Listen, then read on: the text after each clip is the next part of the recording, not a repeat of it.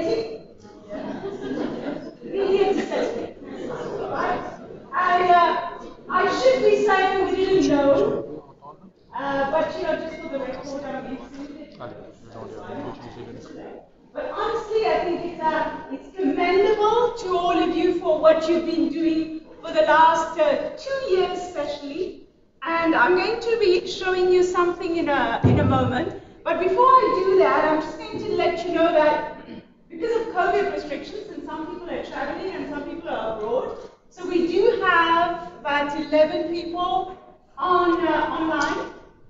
And Vinay, some of you might know Vinay, one of our other facilitators. Vinay is actually based in Sweden. So Vinay is facilitating for those online.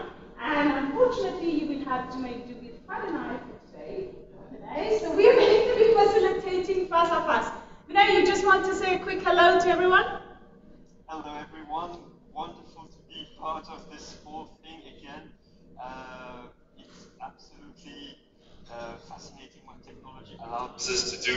And I am in Sweden right now, and being able to be in an HR Forum in Mauritius, mind-boggling to think about it. A few years back, we wouldn't have been able to envisage this. So really privileged and honored to be part of this today. Thanks, Vinay. Et on me dit I need to speak in the mic so that those online can hear me. I was reading something during the week on the International HR Day. And one of the things, and it was maybe some of you participated in it. It was based on a lot of professionals like yourselves who shared their experience. And one which hit me was this person who's the Senior Director People and Communities for Asia Pacific, Japan and Greater China of Cisco. One of the things that hit me in there is that she said, of course, you all know that your function has been challenged over the last 2 years in these unprecedented times. My wish and hope for the function is that we continue to lead the way to drive impact for the business, industry and community with a focus on people experience whilst embedding inclusion, diversity, listening, care, empathy, and fairness in everything that we do. How appropriate is that with respect to the topic that we are going to be talking about today? So to help us do that, if I can just see the quote, somebody as far as 1899 said, he drew a circle that shut me out, and then we drew a circle that took him in. And a lot of diversity and inclusion relates to something like this. And let's see how it feels like to be excluded, or when somebody wants to include you in. So what we're going to do is that at your table, you will have some table tennis balls, and I'm going to ask each one of you to please take one. Take one. And Renee, you might want to do the same with those who are online. I know you've got it all mapped out. So what we're going to do is that each one of us, we are going to write, and there's markers on the table. So you're going to write on the marker a personal trait or a value that you have and you bring to any environment that you go to. Now, as you write it down, you shouldn't let the others at your table see it. Je redis, either a personal trait or quality, or a value that you bring with you in every environment that you are. So, for instance, if I were to be sitting at your table right now, and I would write one down, I would definitely write honesty. Because one thing people can rest assured that I will be with them is honest. So what is it that you have? Maybe it's a value or something that you bring to your working environment. Write it on that tennis ball, but don't let the others see what it is.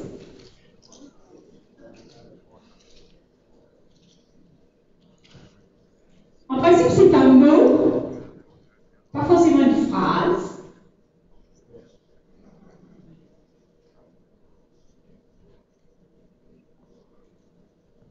but please don't let the others see what you've written.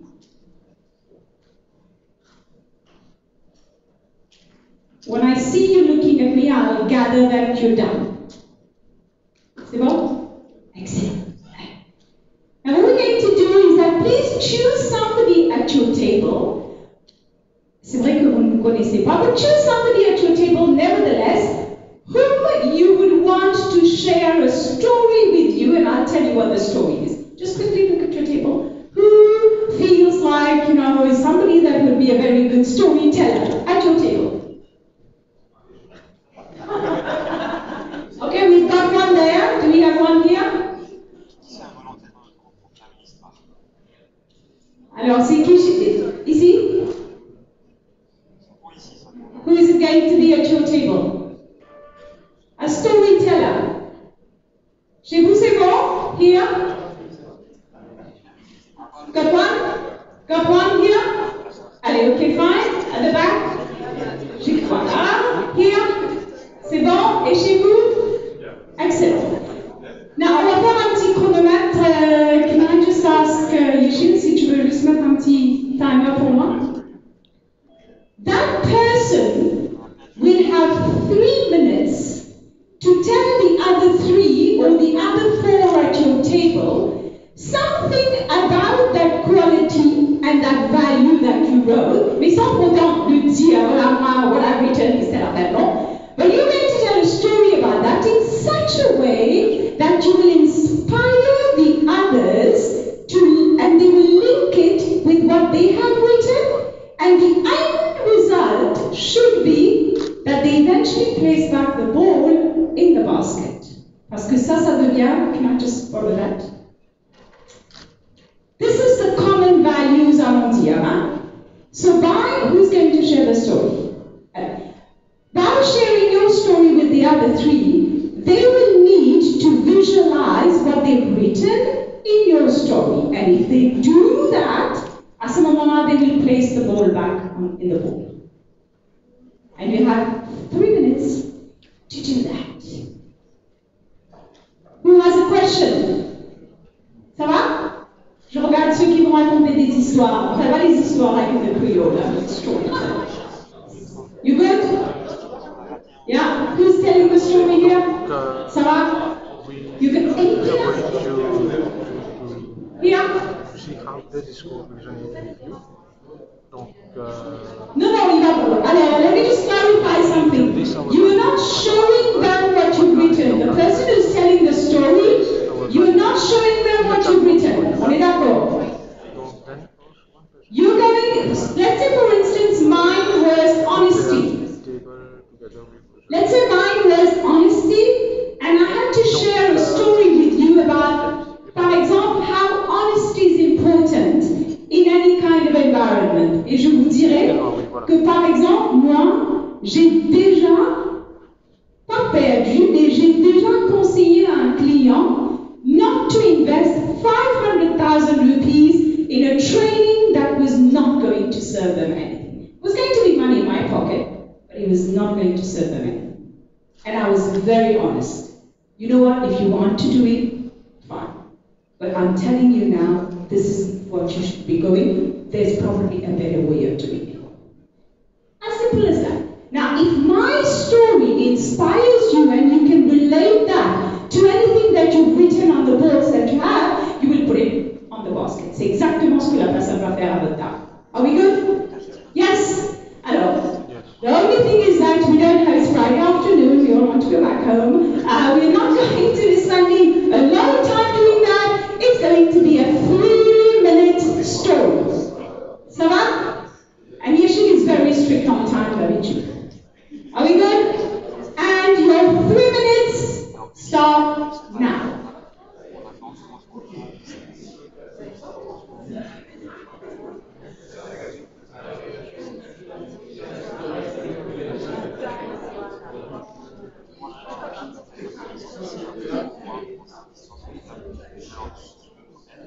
Balls back.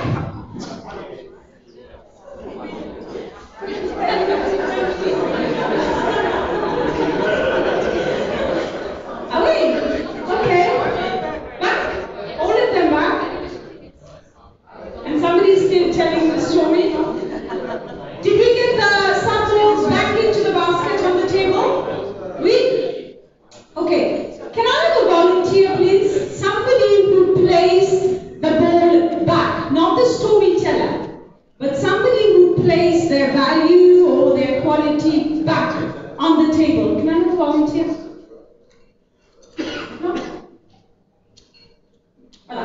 Good job.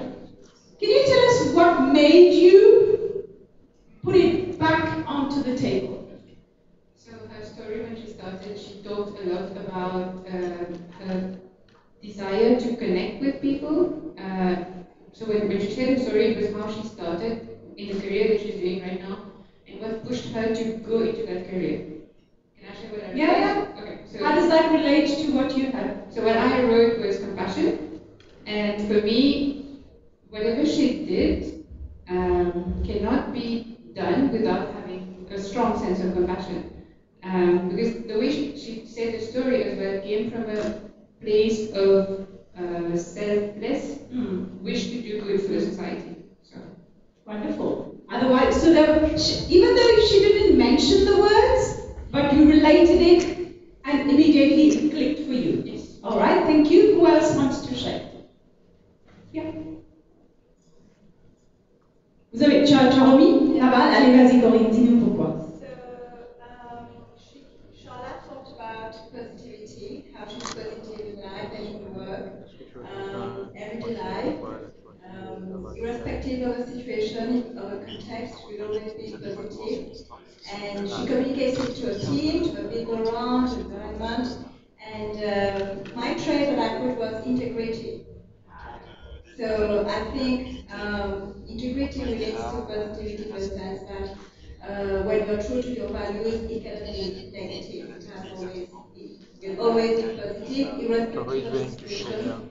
Integrity relates to positivity. Yeah. Thanks, merci. So yes, do we have somebody online? Yeah, vas-y, allez. Donc, Vinay, à toi.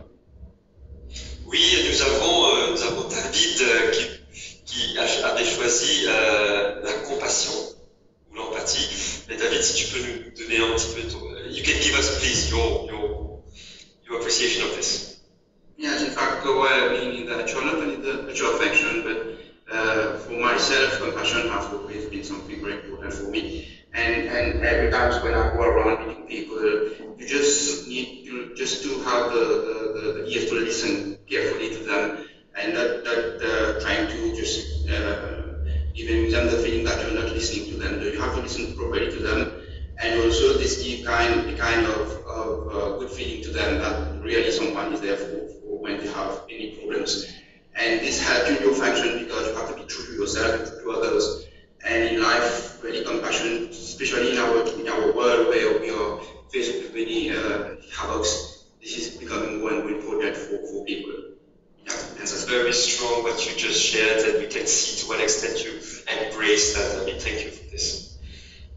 Thanks, Vinay. Thanks a lot. And it looks like you've also had a great discussion online there. So, what we have just been looking, that exercise, what does that tell you about that inclusion? What does that tell us about inclusion? Or if you want to bring it to genuine inclusion. What do we think about it? Yes. We always find something in common. We always have one trait that is in common. So what happens when we have something in common? That's one of the first things in the judgment, which means so much to you about We can identify ourselves. Then nobody needs to push us into that circle, because nobody forced you to put that back into the circle. So the genuine inclusion, what else would you relate that to? Genuine inclusion. There's inclusion and then there's genuine inclusion. Who else wants to relate to, what did you think about as you were prepared to put yourself back into the game?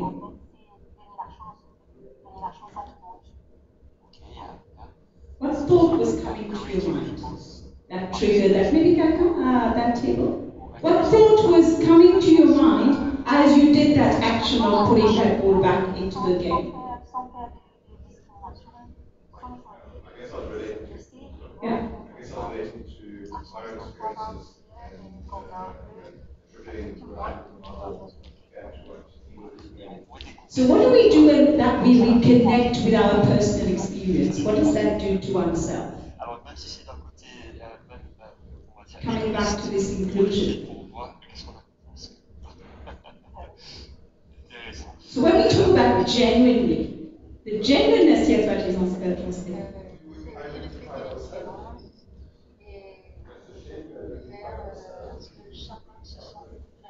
We associate ourselves to what the other person is saying.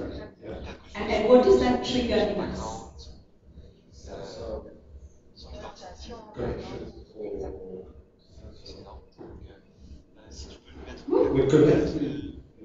Now, remember the person was telling us their personal story. Now, when we talk about bringing it in a culture of diversity and inclusion, that story would not be a personal story. That story would be what? It would be the organization. Now, it all depends on how it is presented and how I connect with that, and I can associate myself with that. Otherwise, this is why at times we get people coming in, and then, I mean, we meet a lot of people at times, and as facilitators, and they will say that, you know what, couldn't fit in the culture. And not for me, because I can't associate and I can't relate to that. So let's show you a video from Ursel Charles from DCNA New York. He will share with you how Dale Carnegie is doing that globally. Greetings, my name is Ursel Charles, and I am Vice President of Customer Transformation for Dale Carnegie and Associates. In a 2020 McKinsey study on diversity and inclusion, it says there is ample evidence that diverse and inclusive companies are likely to make better and bolder decisions, a critical capability in this crisis. For example, diverse teams have been shown to be more likely to radically innovate and anticipate shifts in consumer needs and consumption patterns, helping their companies to gain a competitive edge. At Dale Carnegie, we are committed to assisting global companies and organizations to gain this competitive edge by maximizing their opportunities to be more inclusive through cultural awareness and cultural competency. Cultural awareness refers to the ability to recognize and appreciate the nuances of culture and background, both one's own and those of others, for the many facets of diversity that exist within our teams and individuals. While cultural competency relates to the skills needed for contributors to thrive in an inclusive environment, and developing those skills is an ongoing process. For over 109 years, Dale Carnegie has assisted global organizations and their employees in creating psychologically safe environments for them to achieve professional and personal breakthroughs. Now we are committed to assist organizations take full advantage of the many opportunities that diversity presents to them and their organization. If it is true that data defeats doubt, then organizations who embrace diversity through inclusion not only gain a competitive edge, they also win, because diversity wins. Well, I actually should say thank you to Ursel. For all those who don't know me, my name is Brad. I'm very happy to be here, and again, greeting to all of you, the world is changing, is going fast, and people are also changing. We've got different perspectives, different realities, and things are complicated. So the point is, how do we reconcile this complexity, and how do we reconcile the fact that we've got so many differences and diversities around? It's hard, it's difficult, it's a challenge, but then there's a question that we need to ask ourselves. Ursel was talking about competitive edge. So maybe right after this video, right after hearing this, we might eventually ask ourselves a question. Why should companies care about inclusion and diversity? I think those two words, D&I, and we've been hearing those two words for a long time. And there's a huge difference between those two. And I think it's very, very important how we go about defining those and how we go about implementing them in our environment. We might eventually think of one as peripheral and maybe the other one as volumetric, But it's not for me to give you the answer. I think that you guys need to have a bit of a talk at your table, enjoy yourself, and let's take the next 5 minutes of very in-depth discussion about those two terms, diversity and inclusion. So, have fun, enjoy yourself. I think that we need to deep dive a little bit now. So, at your table, just share as much as you can. What is it that you guys truly understand about those two terms, so that we can start defining them and start maybe using them at a deeper level. Who has a question? So you got 5 minutes. Enjoy yourself.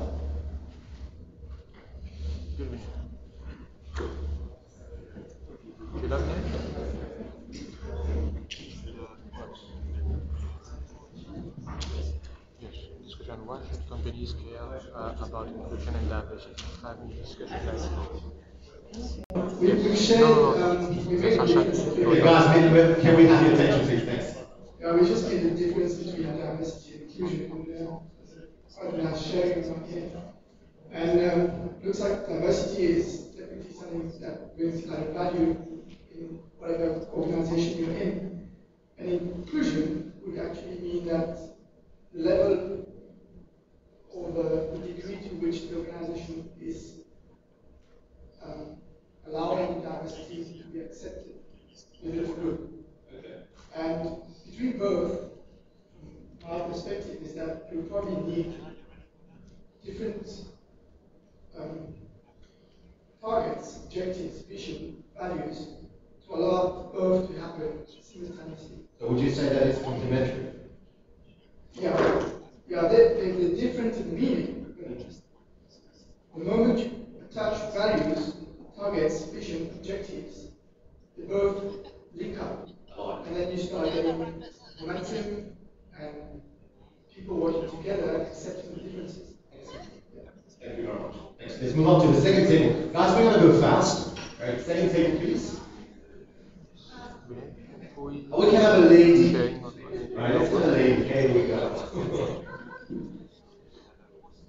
Okay, so we understand from diversity, we understand different things in fact. So our business is, we are free and stable in international business, mainly in Africa. So what we understand by diversity is, for example, having the nationals working with us and the surrounding countries. We also promote women empowerment, especially in the male-dominated industry, and people with difficulties and generations, different generations. So that's the diversity, and inclusion would be what are the values that a company live how the company live the values to include this diversity. In terms of business strategies, in terms of different department strategies, vision and mission. How aligned would you say that it was from the first table? How aligned, your answer? I think it's quite aligned, yeah. We talk also about values, how to include these values in terms of diversity within the company strategies, etc. Thank you very much. Great stuff. Thanks. Let's move on to the next table. Don't fight now.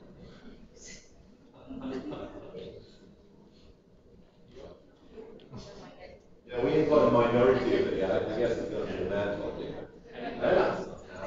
Hi everyone. So why should companies care about inclusion and diversity? No, that's fine. Yes, please be seated. It's okay. We're all relaxed. There we go. Here we're talking about diverse set of skills, diverse background, experience, capabilities.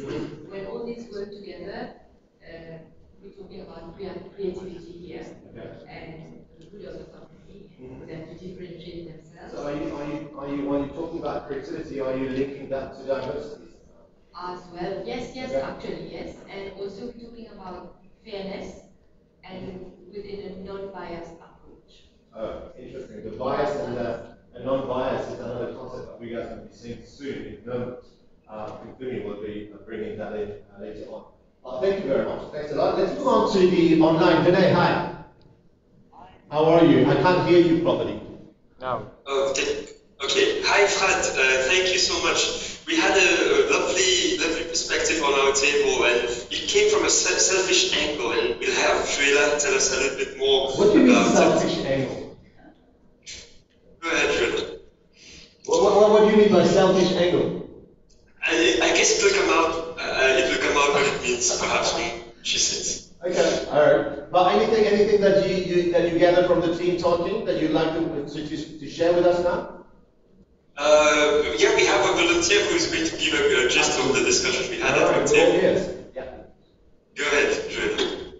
Thank you very much, Vinay. So my point of view about why companies should be including people, that means inclusion and diversity, is that today we need to take people from all kinds of backgrounds, okay, irrelevant of their age or their qualifications, their skills, because we as a business today, we owe our people also a variety of skills. We give them a platform, and this platform, it shouldn't be a monotonous one. It should be like a variety of people coming in, bringing their ideas, brainstorming, giving people other way of living life. Really, like after a pandemic 2 years, we see that people are coming in, and we need to include them, and it's come from diverse backgrounds also. So we need to accept them and partner also with them on a variety of projects. And this is the way that we see things in another perspective, not the way that we should be sitting on this straightforward, but some bumpy roads also we can come across. But as I said to Vinay, we can't eat rice every day. We need a variety of dish. So this is like the perfect way I see the inclusion and diversity in our business. Excellent. Thank you very much, Joanna. Very interesting again, like from your definition, and indeed we understand that inclusion is complementary to diversity, but we also see that it should not only be a word on a piece of paper. Because most of the time what we see, especially as trainers and facilitators, and hopefully you might eventually, reckon this, is we talked a lot about values in companies, and we just realized that sometimes the values are not being lived, you see? And you guys have been talking a lot about values. So what do we do with those values? Do we just leave them on the wall and they're beautiful values, and when we pass by we just say, yeah, I got that value in me, and that's it? I think it's way more deep, it's deeper than what we think. It really calls for a kind of personal investment, how we truly engage in respecting those people around us, and how to make those people or this reality around us really diverse. Now, diversity, you can have we've got a diverse, group right now, groups, I would say, right? But how included are we? Or how inclusive are we, right? So it's beautiful to see that there's different colors, right? Different haircuts, different everything. But how inclusive are we right now? Especially when we don't know each other. So again, these are the things that we guys are going to be covering, all together. So let's move on to this table here very quickly. Who would like to take the lead? So we discussed, and I think the first thing that I personally related to my counterpart here was about how the hybrid working has created even more that challenge for us HR people to be inclusive and diverse. Because we have so many people who are boarded, for example, during the hybrid working and who haven't met each other, and how to make those persons not only be able in newbie, but rather be inclusive because they were recruited for their skill set and be able to include them for that. I had a quick example about how diversity can really create a certain level of frustration sometimes. So during hybrid working, I had someone who came from India to work with us, so within the same group, and he had around 20 years experience within the group. So when he came in, the expectation was that everyone would treat him the same way that he was treated within the company that he was working for. And obviously that didn't happen, because one, he joined us during hybrid working, so he was working from home in the teams. And when now he met the teams, I came back from sick leave after one week, and I have 15 emails from his team members about how he's not being inclusive and how he's not accepting the diversity of our culture. Interesting. Is it him not? Is it he? Yeah. Is it he not accepting, or is it the bigger team not accepting? It's a bit of both. Of both.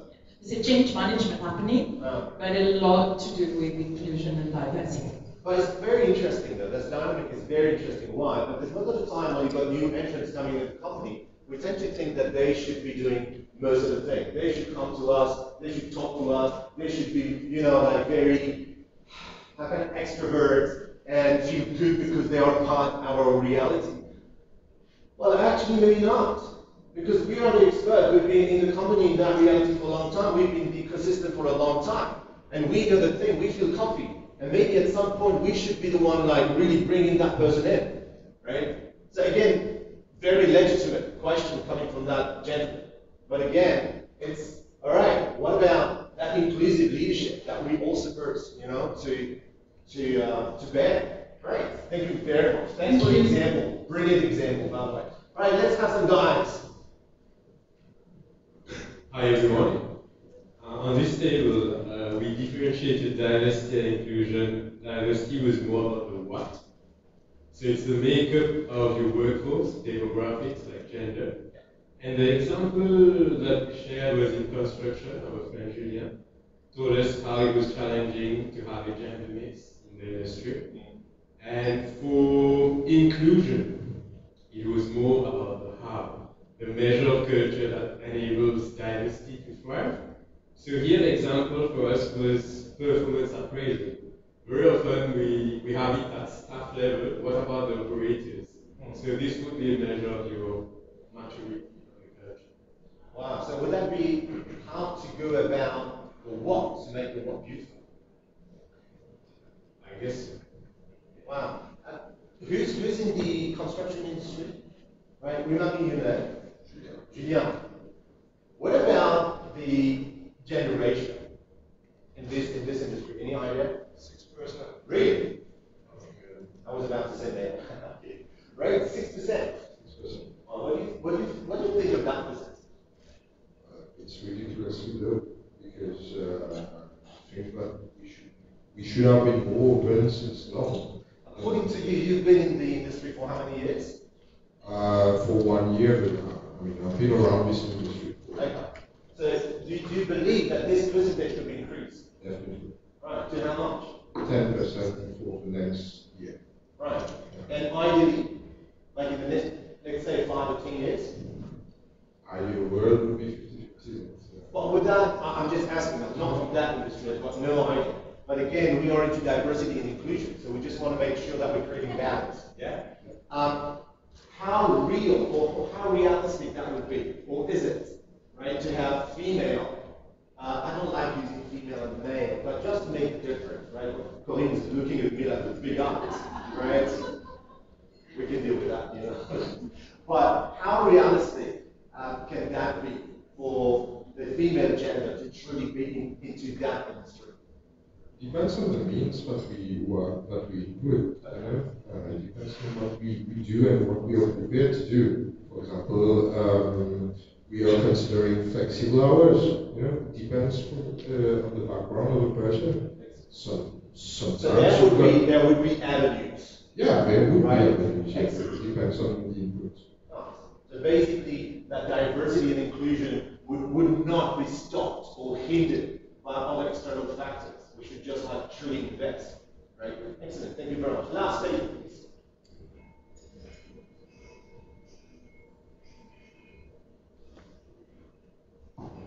Now, you become the leader of the table. So we had a quote that we talked about here is diversity is similar to being invited to a party, and inclusion is being asked to dance. So what this means for us is, yes, we do see a lot more companies now opening up and saying we're very diverse, we have from different backgrounds, skills, competencies, culture, all that is good. But if you don't provide a safe environment for them to be who they are, be themselves, then it's just going to be a diverse set of people, but there won't be inclusion and there won't be teamwork. Because the whole point of a diverse workforce is to get the best out of the diversity that they bring in. That's a beautiful analogy that you just had, right? Right? We use a lot of analogies, right? Now, out of this, I'm just challenging this analogy, right? Which actually truly makes sense. And honestly, I'm going to use it, right? But often when you get people, you invite people to a party, and then they start dancing, but they start dancing in gangs or or like kind of bunch of freaks, you know, so would that defeat the whole idea of ransomware, or not at all? Okay, so what should we do? So we are invited in the party. We go to the party, we start dancing, but now it's in the how we go about dancing. So how should we dance? Please. You just accept that they have their own style of dancing and it's just fine. Fine. I'm good with this. I'm absolutely good with I it. think we should be flexible and accept the differences. Okay. Right. All of that. Receptivity and flexibility, yeah. Excellent, brilliant. Guys, let's see a little bit of what, in terms of percentages and statistics, what we know, or what we can know about D&I. So look at the first one. 85% of CEOs whose organization had an inclusion and D&I strategy say it has improved their bottom line. Right? I don't know if you know about those percentages, but it's very interesting. It's 85%, right? And the very last, 70% more likely to have success in new markets. Now the question to ask is, well, how much of those do we know, right? Maybe that's one of those questions. But when you look at those percentages, is to what extent are companies realizing this today?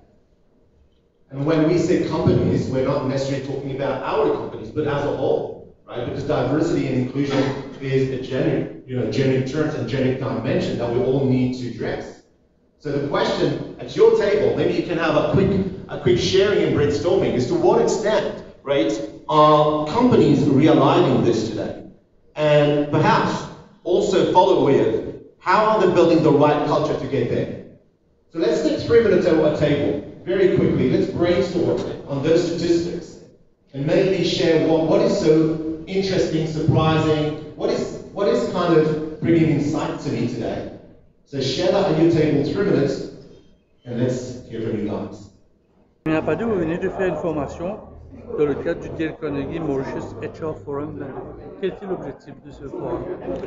Alors, il y a plusieurs éléments dedans. Premièrement, ce sujet de diversity and inclusion devient encore plus d'actualité avec Covid, les gens qui se sont retrouvés dans des situations et qui commencent à se poser des questions, est-ce que c'est ma place? Et en même temps sur l'importance de la culture des organisations. Ça, c'est une chose. Deuxième, comme tout le monde le sait, on a l'habitude de faire des HR Forums. Chaque année, on en fait 2.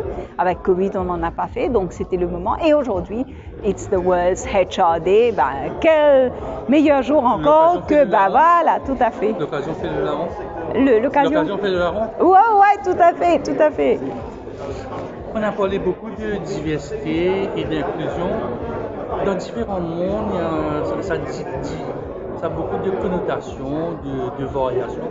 Comment dans le monde du travail, ça rentre comme quelque chose comme diversité, quelque chose comme l'inclusion? Ouais, effectivement. Au fait, dans les sociétés, il y a eu une tendance de parler de diversité en termes de compétences, diversité en termes de culture, diversité en termes de hiérarchie, etc.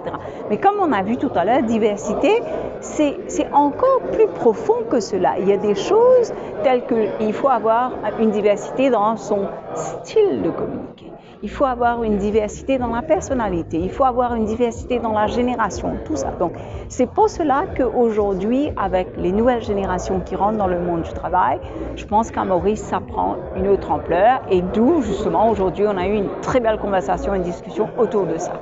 Mais la diversité est une question de perception aussi, ce qu'on voit et ce qu'on aime. On peut voir beau, mais je suis un gros vilain à l'intérieur. Et c'est là où on avait parlé justement des bias que l'on peut avoir. Et justement, la diversité dans le concret, c'est en utilisant les faits. Mais quand on rentre dans la perception, on rentre dans les bias, là, à ce moment-là, effectivement, on va apporter de la diversité, mais qui est un bias diversity. Pourquoi avoir voulu expliquer ce concept de what people say and who people are? Alors, et ça rejoint la discussion que l'on a eue tout à l'heure sur les valeurs.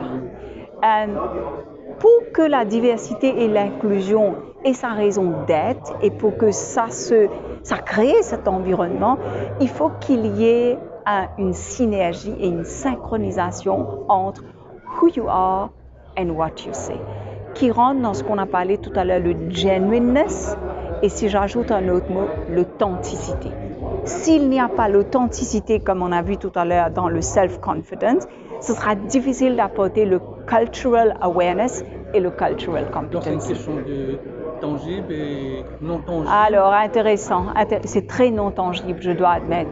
Par exemple, quelqu'un là, il peut me parler et je me dis, mais j'ai comme l'impression que c'est l'intuition aussi qui rentre dedans et j'entends dans la voix quelque chose qui vient m'emmener à une conclusion. Quel est un peu vous avez parlé ça de psychological safety, la sécurité psychologique pour un employé, pour un HR, pour une organisation? Alors, comme on disait tout à l'heure, il y a beaucoup d'études.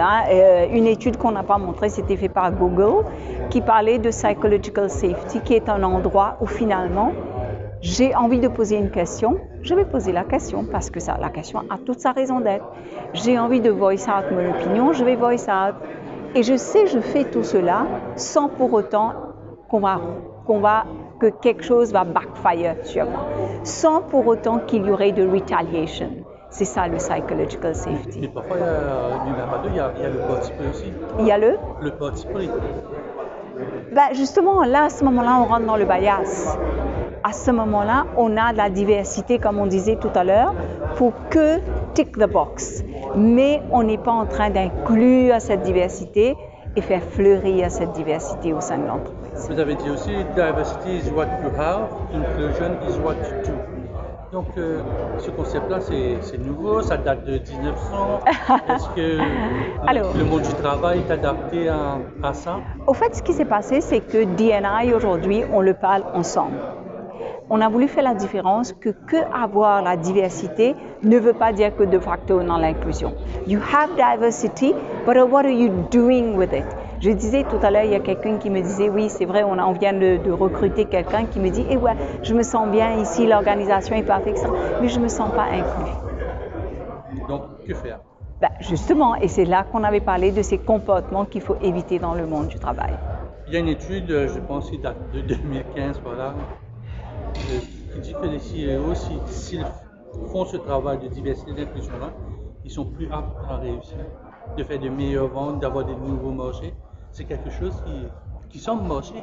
C'est quelque chose c'est quelque chose qui date de 2015. Justement, c'est une étude faite qui date de 2015, mais qui a toujours sa raison d'être. Parce qu'aujourd'hui, la diversité et l'inclusion nous emmènent plus d'innovation, plus d'idées, plus de variété, et c'est ce qu'on a besoin d'être encore plus compétitif.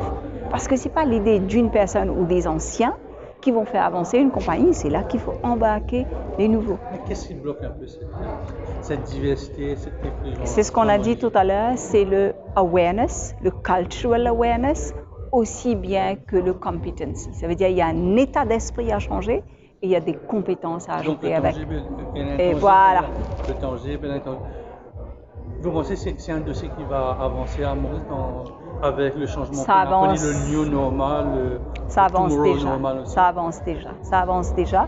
Tout à l'heure, comme on parlait, il y a beaucoup qui nous disaient oui, c'est déjà sur le tapis chez nous, parce que soit ils sont proactifs, ou encore il y a eu des cas, par exemple, souvent des fois c'est les gens qui partent, où on a des plaintes de clients, où on a encore l'environnement qui nous envoie des indicateurs que quelque chose ne fonctionne pas en ce qui s'agit de D&I, et là tout de suite on se dit ok, voilà ce qu'il faut faire. Quel est le rôle de Carnegie?